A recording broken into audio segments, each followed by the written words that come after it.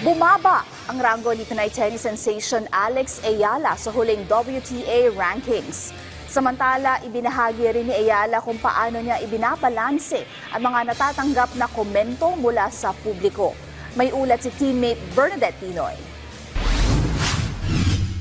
Sa patuloy na pag-arangkada ng karera ni Pinay sensation Alexandra Alex Ayala sa larangan ng palakasan, ibinahagi ng 20-year-old champ kung paano naman niya binabalanse ang positibo at negatibong komentong natatanggap sa fans.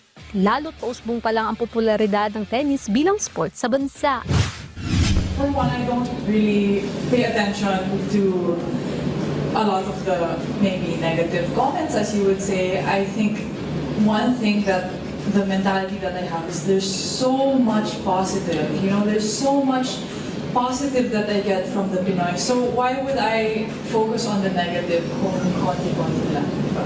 And yun nga, usually these people don't know a lot about tennis and a lot of people don't know what goes on behind the scenes. So I'm very confident in myself, in my team, and in my work. So I know that we're doing things right and I'm doing the best I can.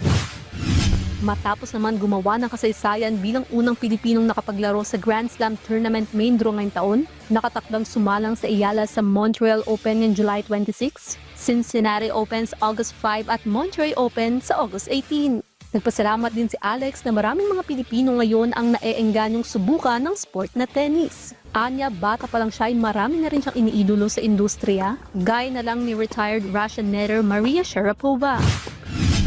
Oh, I looked up so many players, but my one super idol when I was growing up was Maria Sharapova because of the way she played and her mentality, but also the way she presented herself. I think I was probably 5 when I was first saw her, and she was always dressed nice and she was loved by everyone. So I was not an exception to that. Samantala, mula sa rank number 56, bumaba ang ranggo ni Ayala sa huling Women's Tennis Association o WTA rankings na ngayon ay nasa rank 69. Bernadette Tinoy para sa Atletang Pilipino, para sa Bagong Pilipinas.